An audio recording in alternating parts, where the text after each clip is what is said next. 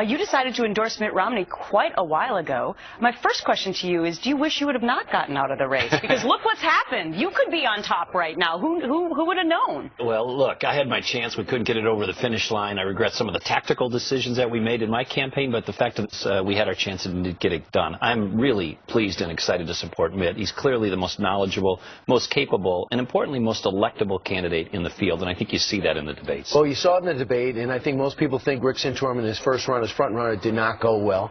But in Michigan in particular, what does Governor Romney have to do from that debate to transfer into Michigan and get back on top in most of the polls? Well, a couple of things. The momentum in Michigan's on Mitt's side. If you saw the polls a week or two ago, Rick Santorum was up substantially. Now Governor Romney has clawed back to tied or maybe even slightly in the lead. And I think the reason for that is Rick didn't get a lot of scrutiny when he was a second or third tier candidate. Now we see his record, and it's not the record of the true conservative he claims on spending, on raising the debt ceiling, on taxes, on labor issues. And so conservatives and Republicans are getting reintroduced to Rick Santorum and saying, you know, it doesn't look quite like he said it did. And they're seeing the constancy and steadiness and really excellent record of Mitt Romney. What do you think, though, about the way in which this has all unfolded? Some people say we've had too many debates, 20 of them, I guess, and that the infighting really has been a negative for the GOP. Do you see it that way? Should they have spent their time criticizing President Obama more?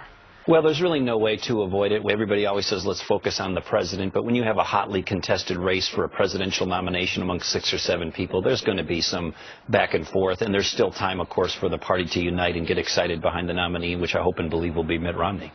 Let's take a look at the real curl average when it talks to the national polls. I know you can minimize the national polls at this point. Talk to 1,000 people across the country, but when you take the average, it's almost a dead heat between Rick Santorum and Mitt Romney. So as we go into Michigan and Arizona, do you believe, like many others believe, that but being that Arizona is probably going to go to Romney, if he does not win Michigan, it would be devastating to the campaign? I don't, Brian. I think, first of all, Mitt is going to win Michigan, as we talked about the polls He said earlier. the same thing. Yeah, but if he doesn't, there's no one state that's dispositive. Look at this race so far to anything.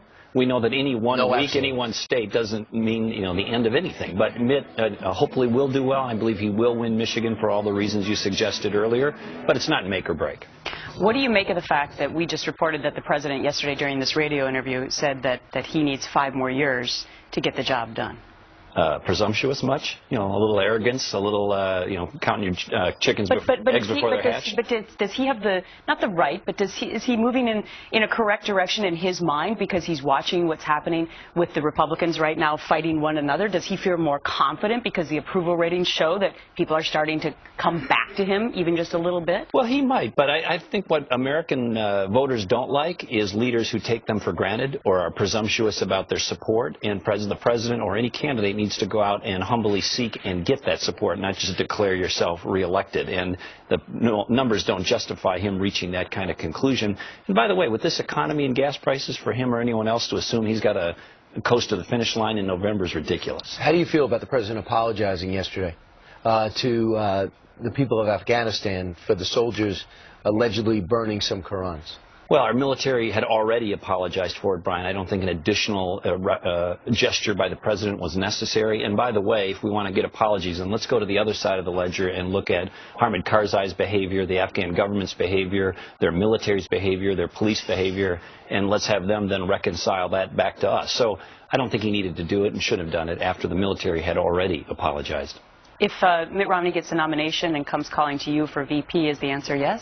The answer is I'm not going to be considering that, and I've taken myself off the list, Gretchen. You have? He's going to have a lot of great people to pick from. I was down that road before with Senator McCain. I remember. Yeah, I'm honored to help Governor Romney as a volunteer and to help him in any way that I can. He's a spectacular, successful leader and a great person. His heart and his head are connected. He's a good president, but he'll be able to pick from a lot of other people for VP.